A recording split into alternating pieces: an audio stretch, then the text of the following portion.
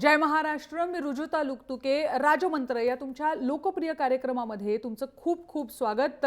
वातावरण असं काय तापलंय निवडणुकीचं, तुमच्या पण मनात बऱ्याच शंका असतील. कोण जिंकेल, कोण हरेल, किती मार्जिन असेल, असे सगळे प्रश्न तुम्हाला पण वाटत असतील. आणि म्हणून पंडित राजकुमार शर्मा यांच्याबरोबर आज आपण बऱ्याचशा निवडणुकीविषयीच्या घडामोडींबद्दल सुद्धा जाणून घेणार आहे. राजकीय भविष्यासाठी तसेही ते प्रसिद्ध आहेत. आजही आपण तोच विषय काही त्यांच्याबरोबर त्या विषयावर चर्चा करणार आहोत. पंडित राजकुमार शर्मा नेहमीप्रमाणे आपल्या बरोबर आलेले हैं. पंडित जी, बहुत बहुत स्वागत है आपका. मैंने कहा हालांकि हम इलेक्शन के बारे में बात करेंगे, लेकिन मुझे मालूम है जिसे एग्जिट पोल कहा जाता है, मीडिया हम लोग जिसे एग्जिट पोल कहते हैं, वो जो है हमने आने वाले शनिवार के लिए रखा हुआ है. बिल्कुल. आज जो है उसके पहले की बात करेंगे हम. बिल्कुल बिल्कुल. तो पंडित जी, मुझे लगा आप शुरुआत कर रहे हो, लेकिन पंडित जी पहला विषय जो है ऑब्वियसली जो आज सबके जहन में आजकल जो है वो देवेंद्र फडणवीस और उद्धव ठाकरे, जिस तरीके की भाषा वो दोनों अपनी भाषणों में बोल रहे हैं, लगता है एक दूसरे की जान ले लेंगे. और अपने शब्दों से तो ले ही रहे हैं वैसे भी. बिल्कुल.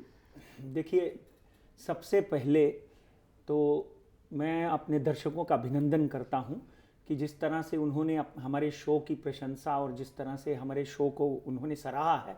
अब जो सवाल आपने किया है ये बहुत ही पेचीदा और वर्तमान स्थिति को दर्शाता है कि वर्तमान स्थिति में मुंबई म्यूनिसिपल कॉरपोरेशन में इलेक्शन है और इस इलेक्शन के लिए महाराष्ट्र की राजनीति में खलबल मची हुई है. Not only in Mumbai, Maharashtra के सब जगह पर, पूना में, नासिक में, औरंगाबाद में, सब जगह पे इलेक्शन. मैं किसी के भाषण सुनती हूँ, दोनों में से किसी के, मुझे लगता है कि अरे इनको दे दो मुंबई, और ज्यादा गुस्सा ना हो और ज्यादा ऐसे तकलीफ ना हो. हाँ, बिल्कुल सही है. अब आपने जो सवाल किया कि उद्धव ठाकरे वर्सेस देवेंद्र फडणवीस, इस वक्त तो वही चल रहा है. बिल्कुल. हर जगह पे देखें कि देवेंद्र फडणवीस जो हैं उनको जल्दी प्यास लग जाती है और उद्धव ठाकरे जो हैं वो एक आक्रामक बिहेवियर लेकर बीजेपी के ऊपर अपना आक्रमण करते हैं. और यहाँ पर देवेंद्र फडणवीस जो है वो भी किसी तरह से कोई कम नहीं है. अगर हम इन दोनों की कुंडली का अध्ययन करें तो मित्रों एक बात देखिए आप कि जब हम कुंडली का अध्ययन करते हैं तो दो चीजें देखते हैं. कभी कभी हम लड़का और लड़की की शादी के लिए मिलान करते हैं, मगर मैं हमेशा आज 30 साल से नेताओं की कुंडली का मिलान करते आया हूं. पंडित जी, टूटी हुई शादी ही समझिए. नहीं, ऐसा नहीं है. टूटी हुई होती तो इतने सालों से ये इकट्ठे सत्ता में ना आते. कहीं ना कहीं हम खाएंगे एक ही थाली में और तब भी वातावरण में गर्मी आती रहेगी, तब भी हम एक दूसरे के दुश्मन बन के रहेंगे. इस तरह का वातावरण बना हुआ है. तो अगर हम इन दोनों की कुंडली का अध्ययन करते हैं तो उद्धव ठाकरे सिंह राशि है उनकी. सिंह राशि 27/7/1968 और सिंह राशि के जो स्वामी है वो सूर्य है. यहां पे एक बात ध्यान से सुनिए कि कभी भी ज्योतिष शास्त्र जो है वो झूठा नहीं होता. गणना करने वाला कमजोर या नालायक विद्यार्थी हो सकता है. यहां पर आपने 30 सालों से देखा है कि उद्धव जी की कुंडली का अध्ययन करते हैं, राज की कुंडली का करते हैं, मगर इस बार सवाल है उद्धव ठाकरे और देवेंद्र फडणवीस का. देवेंद्र फडणवीस की कुंडली का जब हम अध्ययन करते हैं तो उनकी राशि है कुंभ. देखिए, सिंह राशि का स्वामी कौन है? सूर्य. कुंभ राशि का स्वामी कौन है? शनि. तो शनि और सूर्य पिता पुत्र जरूर हैं. आपने अभी बोला ना कि ये तो टूटी ही समझिए. हाँ. पिता पुत्र जरूर हैं, मगर उनकी कभी भी बनती नहीं है. इसलिए मैं आपकी बात के ऊपर भी ठप्पा लगाता हूं कि ये पॉसिबल है जो आपने बोला है. और मैं भी पिछले 2-2.5 साल से 2014 के इनकी शपथ विधि के बाद ये बोलता आया हूं कि 17/7/2017 के बाद ये कभी भी इस तरह का वातावरण बन सकता है, मगर सत्ता जो है वो एक दूसरे के साथ जोड़ कर रख रही है. और आगे कितना जोड़ के रखेगी उसके ऊपर हम, जैसे आपने बोला, शनिवार को भाषण करेंगे. कुंभ राशि का स्वामी शनि और उद्धव जी की कुंडली सिंह राशि का स्वामी सूर्य. नीलांजनम समाभासम रविपुत्र जमाग्रजम छाया मारतंड संबुत्तम तम नमामि शनेश्वरम. शनि सूर्य के पुत्र हैं, मगर आपने देखा होगा कर्म फलदाता शनि कभी भी अपने पिता के साथ में उनकी नहीं बनी और पिता की पुत्र के साथ में नहीं बनी. इस वक्त देवेंद्र फडणवीस की कुंडली का अध्ययन करें तो देवेंद्र फडणवीस की कुंडली के हिसाब से उनकी कुंडली में बुध की महादशा चल रही है और उद्धव जी की कुंडली में गुरु की महादशा शुरू हो चुकी है। और आगे देखिए कितनी सुंदर व्याकरण है ज्योतिष शास्त्र में। बुध और गुरु यानी उनकी बुध की दशा, इनकी गुरु की महादशा। बुध और गुरु कभी मित्र नहीं हुए। यहां पे राशियों में भी विरोधाभास है। सूर्य की राशि सिंह उद्धव जी की और शनि की राशि कुंभ देवेंद्र जी की, तो यहां पर विरोधाभास हो गया। अब महादशाएं जो चल रही हैं इनकी बात करते हैं। तो महादशाओं में आप देखिए कि उद्धव जी की महादशा गुरु की और इनकी महादशा जो है वो गुरु की उद्धव जी की गुरु की और इनकी बुध की। तो वहां पे भी विरोधाभास। तो कंपैटिबिलिटी में गुणांक जो हैं 36 में से 8 या 10 या 12 मिल रहे हैं मैक्सिमम। कहीं ना कहीं मैत्री ग्रह दोष है, अंश ग्रह दोष है, आपसी जो की कंपैटिबिलिटी है। यहां पर mental compatibility, physical compatibility, social compatibility, political compatibility की बात करेंगे तो यहां पर पूरे 100 में से मैं इनको सिर्फ नापास 22 या 24 नंबर देता हूं। इसलिए ये चले जरूर थे क्योंकि ध्येय, मुद्दा, राजनीतिक दर्शन एक ही है, वो भगवे का है।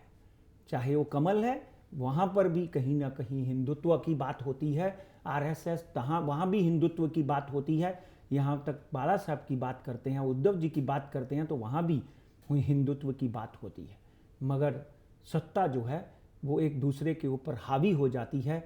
ग्रह दशा एक दूसरे को आगे बढ़ने से रोक देती हैं। ग्रह दशा एक दूसरे के साथ में अगर कंपैटिबल नहीं है तो घटस्फोट होना तय है। इसलिए आपके मुंह से निकला कि ये तो अभी टूटी समझो, मगर अभी इमीडिएटली टूटने के योग नहीं बनते हैं। इसलिए मुझे ऐसा लगता है कि 17/7/2017 तक अभी भी इसमें कुछ कस बाकी है। कुछ बातें ऐसी हैं जो देवेंद्र फडणवीस अपने मुंह से कहेंगे और उद्धव जी अपने मुंह से कहेंगे, क्योंकि वाणी का उपयोग होता है तो बुद्ध। लेकिन पंडित जी, क्या सत्ता है जो इन्हें एक साथ बनाए रखेगी? क्योंकि आपने कहा कुछ समय है, 2017 अभी फिलहाल शुरू हुआ है। जी जी। तो क्या सत्ता कौन सी ऐसी चीज है जो दोनों को एक साथ बांधे रखेगी तब तक? बिल्कुल, ये बहुत अच्छी बात आपने पूछी है।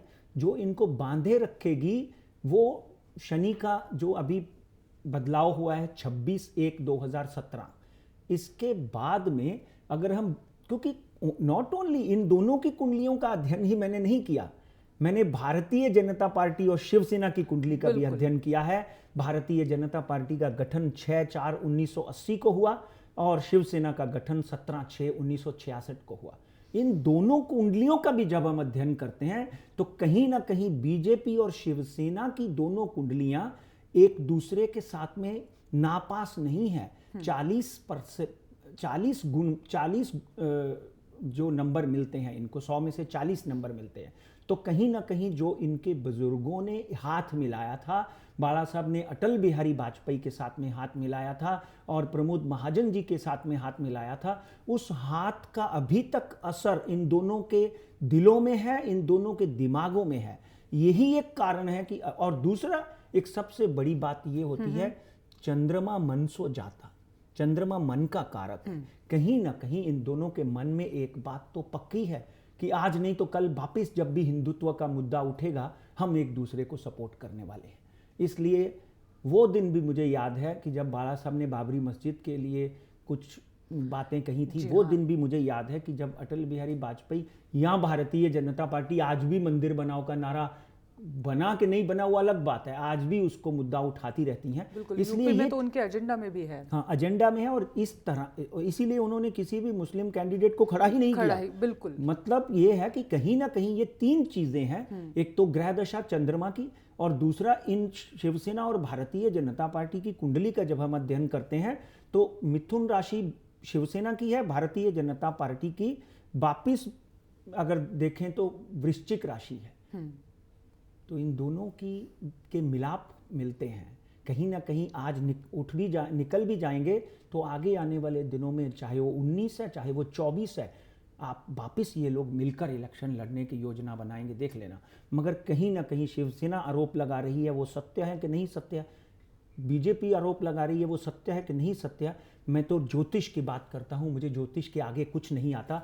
ज्योतिष शास्त्र के मुताबिक कहीं ना कहीं इनके अंदर इस तरह का मनमुटाव बढ़ता रहेगा और 17/7/2017 से 40 दिन पहले या 40 दिन बाद ये आपस में एक दूसरे को छोड़कर अपनी अपनी राह पकड़ सकते हैं। जी पंडित जी, ये भी एक भविष्यवाणी ही है जो इस कार्यक्रम के जरिए आपने की है। और एक मुद्दा है जो हमें अब फिलहाल इतना तो हम कह सकते हैं कि जैसी राजकीय दिशा और दशा है वैसी ही इनकी ग्रह दशा भी चल रही है दोनों के साथ साथ। इसके बाद ज्योतिष के जानने वाले इस बात को समझ चुके समझ सकते हैं कि गुरु और बुध मित्र नहीं है, शनि और सूर्य मित्र नहीं है। तो इन चारों की कंपैटिबिलिटी अगर हम देखते हैं तो कहीं ना कहीं ये आपस के एक दूसरे के ऊपर छींटा कांटी करते रहेंगे, एक दूसरे के ऊपर प्रहार करते रहेंगे। यहाँ तो एक मुद्दा है, वहाँ तो मनमोहन सिंह और नरेंद्र मोदी एक दूसरे के, मतलब वहाँ तो नरेंद्र मोदी साहब ने जो बातें कही वो भी एक हैरान करने वाली बातें हैं। इसलिए वातावरण ही ऐसा बना हुआ है कि राजनीति का स्तर गिरेगा।